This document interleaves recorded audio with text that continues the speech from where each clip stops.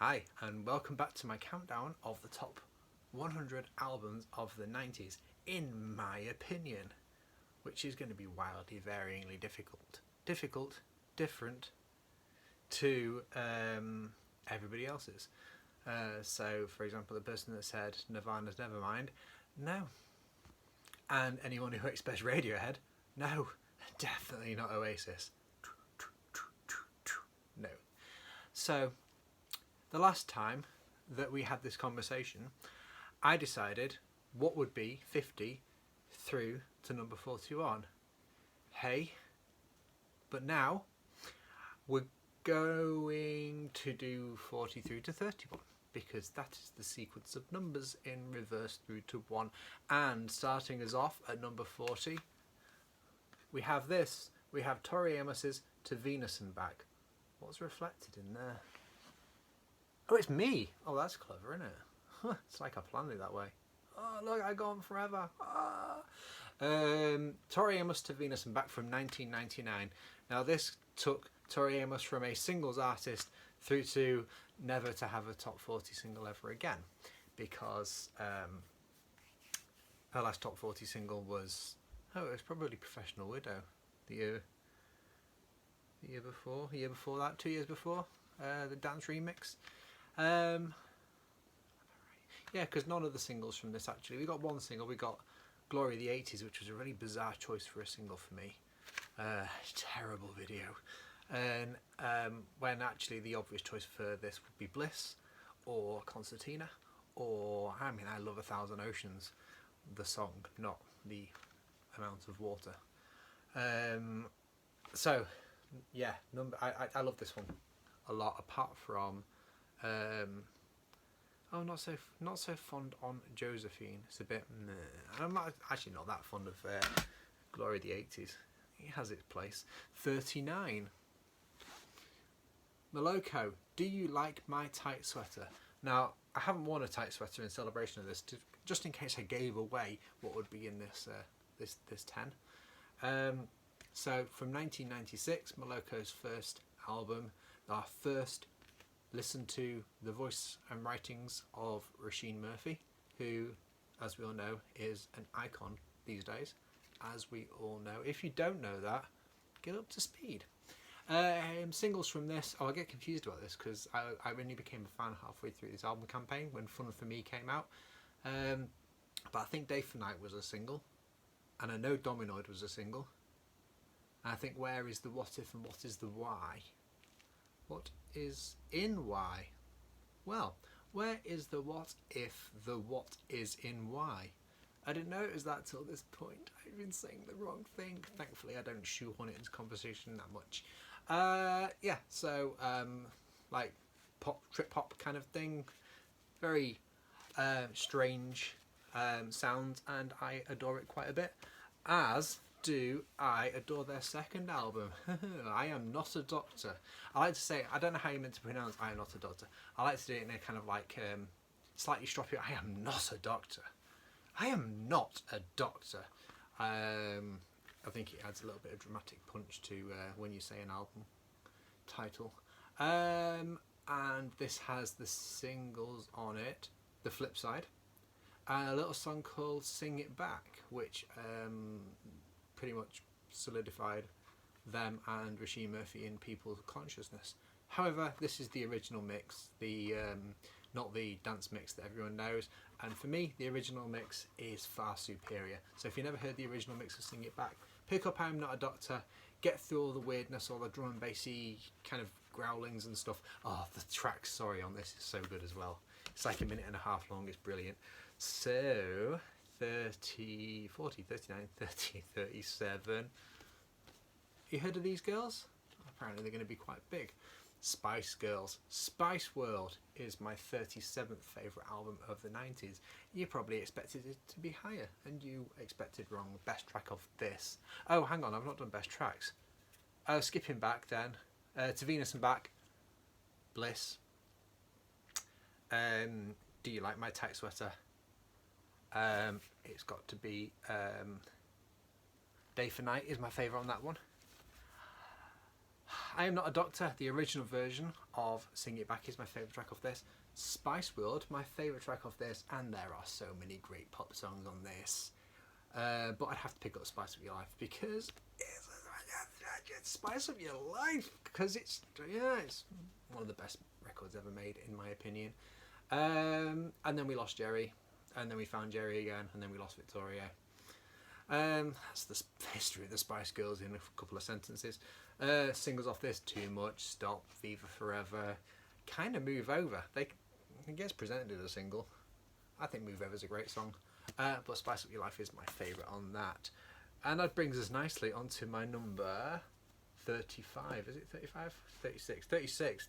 40, 39, 30, 36. My 36th favourite album of the 90s is Spice, because I mean those two albums are pretty much run as one big album. One of the biggest selling albums of all time, and rightly so. My favourite track of this would have to be Wannabe, because that was the big explosive there moment. And this is, if you've never seen this before, this is the blue version of the vinyl, and there's only 50 of these in the world, and I like to show off about that as often as I possibly could, because I won a competition, and this is number 32 of 50. Enough of that. You know about the Spice Girls, and we're going to go on to 1, 2, 3, 4, 35. Enigma 2, The Cross of Changes. Now, when these got reissued, they got reissued in different sleeves. I wanted that sleeve. I didn't get that sleeve. I get this one, which is still quite good because it has the the colours disappearing from the words moment.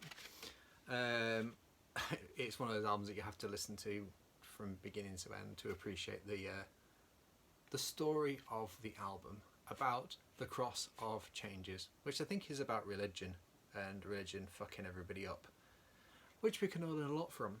My favourite track off this album is obviously Return to Innocence, because Return to Innocence is a stunning song.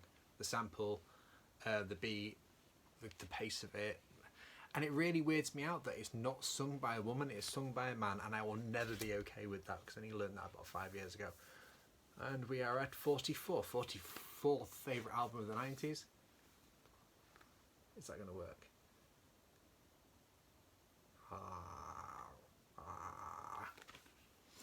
This is Life Forms by The Future Sound of London. It's a great dance, ambient, chill out album. Really lovely listen from beginning to end. 2 records full of chill out noises, apart from the beginning of Among Myself, which starts with a bit of running water and a man going, I can hear myself, I think I'm a bit afraid, and then it makes a few noises, and then it makes the most astronomically, unexpectedly loud noise that goes and seriously, you know when you shit yourself so much you feel like everything tighten up in here and you feel spikes going up here and rattling around your head? That's how jarring that noise is. So on my iTunes I've edited that out, because you can start the tracks a little bit later than you need to. But I love this one. It's a great chill out album if you discount that particular moment, and if you have heard this album you'll know exactly what I mean. My favourite track off this would have to be the title track, Life Forms, but I love Cascade as well. 33. Zooming right back into Euro dance territory here with Capella's You Got to Know. Yeah, I like serious music, I like pop music, and I like dance music, and I rate dance music highly because this album makes me happy again and again and again. It's 26 years since this album came out, and it still makes me happy to put it on and listen to it. Singles off it: You Got to Know, You Got to Let the Music, You and Me, Move It Up. Oh, God, the words were there and I couldn't say it. Move It Up and Move On Baby. And also, Everybody off this was a single, but it's in a slightly different form to the album version. But in 93, 94, these were iconic sounds. And I saw them at We Love the 90s concert. Not these two, another two, but the other two nailed it anyway. I love this album loads. Staying with Eurodance at 32. Snap, Welcome to Tomorrow. Now, again, really, I mean, that's kind of like sample based Eurodance, the Capella one, and this one isn't. This is great, well written songs as far as I'm concerned, presented in a really light, synthy Eurodance way, and people ignore that, and people shouldn't, and people discount it, and people shouldn't, because all forms of music are valid except for Eminem, who's dreadful. And my favourite track off this would be probably Welcome to Tomorrow, because we had Welcome to... Oh, I didn't do a favourite track off that either. Oh my word. You got to let the music. Welcome to Tomorrow, title track, my favourite track off this album. And but there's also singles. Rame or Rami or whatever, however that's pronounced, was a single. The Last Eternity was a single. Top 20 in 1995, featuring Summer on vocals. And also The World in My Hands, We Are One was also a single, but not a successful one, but I think it's a great song. 41 is bona fide 90s classic, because you think 90s and you think this, well, should do, because it's Jagged Little Pill. And I bought this album, not this one, not this version, the CD, before it really took off. I heard You Ought to Know, I loved it, and I bought it with my first ever winnings on a scratch card. I bought it from Our Price in Altrincham with my scratch card winnings, and I listened to it loads and loads and loads and loads and loads, like we all did. And sometimes I sort of like think, yeah, I don't need to hear that album again, and sometimes put it on and I'm blown away by it all over again, because we got You Ought to Know, and we've got Hand in My Pocket, You Learn, Ironic, Head Over Feet, All I Really Want, all singles off this album, and all the ones that aren't singles are also epic, and there's a hidden track at the end that's also epic. What more could you want? So, oh, my favourite one off that one. God, I forget my own rules every single time. My favourite, how do you pick a favourite track off Jagged Little Pill? Because I'd be tempted to say the ones that had the most impact on me is You Ought to Know. So yeah, that's what I'm going to pick. You Ought to Know, favourite track off Jagged Little Pill.